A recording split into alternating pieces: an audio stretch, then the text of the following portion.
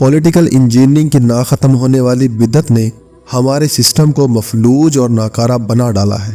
ضرورت مندوں نے نظریہ ضرورت کو ہر دور میں اس طرح مستقل نظریہ بنائے رکھا کہ حال اور اب تو مستقبل بھی غیر محفوظ کر ڈالا ہے۔ خوب کو ناخوب اور ناخوب کو خوب بنانے کا عمل بھی جاری ہے اور گدھوں کو لکیریں لگا کر زیبریں بنانے کا کارخانہ برابر چل رہا ہے۔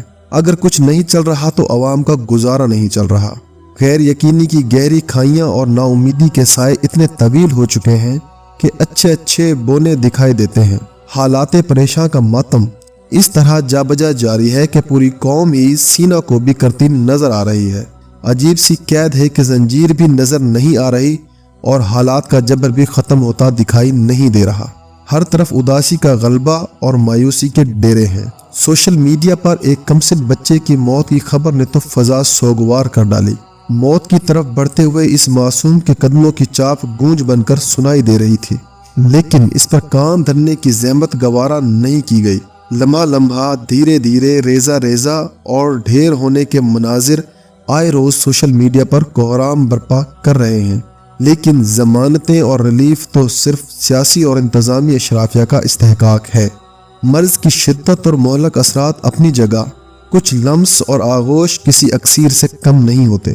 شفا کے ساتھ ساتھ وہ ننھا فرشتہ اس سکون کا بھی متلاشی تھا جو دواؤں میں نہیں ملتا، لیکن وہ اس سکون سے محروم اور دور ہی رہا۔ جنازوں پر پھول تو سبھی نے دیکھے ہوں گے، لیکن پھول کا جنازہ دیکھنے کی تاب بھی جان جوکھوں کا کام ہے۔ اس کی روح بھی یقیناً عرش مولا پر پہلے سے سراپا احتجاج روحوں میں شامل ہو کر بارگاہ الہی میں فریاد کرتی ہوگی۔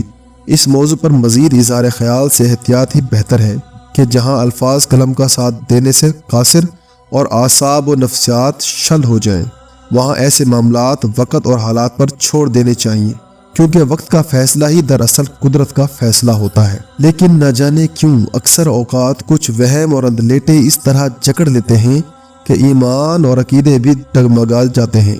کئی دہائیوں سے ملک میں ادھم مچانے والوں کو مقافات عمل کی پکڑ سے باہر اور دور دیکھ کر مزید وسوسے گھیر لیتے ہیں۔ جب بھی ان پر اعمال کی کھیتی کاٹنے کا وقت آیا، یہ نئی فصل بو کر صاف بچتے ہی چلے آئے ہیں۔ کس کا نام لوں؟ سیاسی اشرافیہ ہو یا انتظامی حکمران خود ہوں یا ان کے سر چڑھے سرکاری بابو اور سہولت کار بزنس مین، سب کو سبھی جانتے ہیں۔ ان تینوں طبقوں کا گٹھ جوڑ مملکت خداداد کی چولیں ہلانے کے ساتھ ساتھ اخلاقی اور سماجی اقدار بھی تار تار کر چکا ہے۔ قانون اور ضابطے تو پہلے ہی ان کے گھروں کی باندیاں ہیں۔ ایک دوسرے کی ضرورت اور مجبوری بن کر کھیلنے والے یہ سبھی ضرورت مند اس طرح ضرورتوں کی دلالی کرتے ہیں کہ آئین اور قانون سے لے کر ضابطے اور اخلاقیات سے ماورا ہوتے چلے جاتے ہیں۔ باریاں لگا کر کھیلنے والا یہ گٹھ جوڑ سسٹم کے جوڑوں میں بیٹھ گیا ہے، اور اب یہ عالم ہے کہ سسٹم بھی اب چلائے نہیں چل رہا۔ جگاڑ اور دھکے لگانے کے باوجود ساری انجینئرنگ دھری کی دھری رہ گئی ہے۔ کل پرزوں سے لے کر موروں اور پیادوں تک سبھی مسلسل بے نقاب ہوتے چلے آ رہے ہیں، لیکن لبادے پہ لبادہ اوڑھ کر نت نئے روپ بہروپ دھارے پھر کھلا دھوکہ دینے آ جاتے ہیں۔ عام شہری اگر شناخت پریڈ میں دھر لیا جائے تو اس کی سماجی اور ذاتی زندگی اجیرن ہو جاتی ہے، لیکن یہ سبھی کیسی وارداتوں اور جرائم میں شناخت ہونے کے باوجود آج بھی راجنیتی کے کھیل میں اس طرح برابر شامل ہیں کہ شفاف اور غیر جانبدار انتخابات کا مینڈیٹ لے کر اقتدار میں آنے والی وفاقی اور صوبائی نگران سرکاریں ان سبھی کی سہولت کاروں کو کہیں حصہ بقدر جثہ تو کہیں جٹے سے بھی زیادہ حصہ دے کر شریک اقتدار کیے ہوئے ہیں۔ نگران سرکار میں ان کی شمولیت وسوسوں، اندیشوں اور خدشات کو آئے روز بڑھاوا دے رہی ہے۔ یا خدایا، ان سبھی سے ملک و قوم کی مفادات اور غیر جانبدار فیصلوں کی توقع کیوں کر کی جا سکتی ہے؟ رنگے ہاتھوں کے ساتھ یہ قلمدانوں سے مزید کیا کیا رنگ بکھیریں گے، اس کا اندازہ تو بس واقفان حال ہی کر سکتے ہیں۔ ویسے بھی نیب ترامیم کالعدم ہونے کے بعد ان سبھی کی نت نئی بیماریوں کے دن قریب آ رہے ہیں۔ جو اقتدار میں ہوں تو بھلے چنگے اور غیر ملکی دوروں پر دورے کیے چلے آتے ہیں۔ حالت نازک تو درکنار، انہیں بخار بھی نہیں چڑھتا، لیکن اقتدار سے محروم ہوتے ہی یہ کئی طرح کی بیماریوں کا شکار ہو جاتے ہیں۔ ہاتھوں میں لاٹھی پکڑے اور ویل چیئرز پر عدالتوں سے طبی بنیادوں پر ریلیف مانگتے پھرتے ہیں۔ اقتدار نگرانوں کو سونپنے سے پہلے ان کی صحت اور فٹنس کا اندازہ بھاگ دوڑ کے ساتھ ساتھ شعلہ بیانیوں اور بھاشنوں سے بخوبی لگایا جا سکتا ہے، لیکن اقتدار سے جڑی انرجی سے محروم ہونے کے بعد یہ سبھی رنگ برنگی بیماریوں اور طبی عذر لیے ضمانتیں اور ریلیف طلب کرتے نظر آئیں گے۔ انہیں دائمی صحت کی دعا دینے سے بھی دل ڈرتا ہے کہ ان کی صحت تو اقتدار سے مشروط ہے، اگر یہ تندرست اور توانا رہے تو اقتدار سے چمٹے رہیں گے۔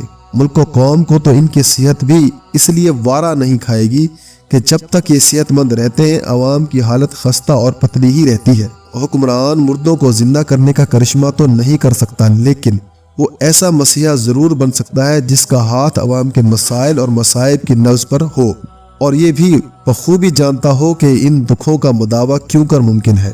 اس ہنر سے ناواقف حکمران حکمرانی کے آداب اور ترجیحات سے بھی ناواقف ہوتا ہے۔ اقتدار کو رب کی عطا کی بجائے اپنی ہی کسی ادا کا کرشمہ سمجھ بیٹھنے والے غفلت اور بھول کا شکار ہوں کہ مسلسل خطاؤں کے باوجود عطا کا برقرار رہنا کرم اور مہلت کا استعارہ ہے۔ تاہم مردوں کو زندہ کرنے کا اعجاز بھلے نہ ہو، لیکن یہ خیال ضرور ہونا چاہیے کہ ان کے فیصلوں اور اقدامات سے کوئی ناحق نہ مارا جائے۔ یہاں تو ناحق مارے جانے والوں کے ساتھ ساتھ روز زندہ ترگور ہونے والوں کی بھی المناک داستانیں صبح و شام رقم ہو رہی ہے۔ ملک میں روز افزوں مہنگائی کی وجہ سے غریب عوام بچوں سمیت خودکشیوں پر مجبور ہو چکے ہیں۔ ان کے لیے کم ترین معاشی سقط کے ساتھ ساتھ مہنگائی کے اس طوفان کا سامنا کرنے کی بجائے موت کو گلے لگانا شاید زیادہ آسان ہے۔ یہی وجہ ہے کہ اب آئے روز خودکشیوں کی خبریں میڈیا کی زینت بنتی رہتی ہیں۔ ارباب اختیار کو چاہیے کہ عوام کے ان ابتر حالات کی طرف بھی توجہ مرکوز کریں۔ وہ غریب عوام کو کم از کم اس قابل تو بنا دیں کہ وہ اپنی 2 وقت کی روٹی پوری کر سکیں۔ نگران حکومت اس بہانے کے پیچھے نہیں چھپ سکتی کہ وہ تو عبوری اختیارات کے مالک ہیں۔ اس وقت جو اقتدار کے سنگاسن پر براجمان ہیں، عوام کے مسائل کا تدارک انہی کی ذمہ داری ہے، جن سے انہیں احسن انداز میں عہدہ برا ہونا چاہیے۔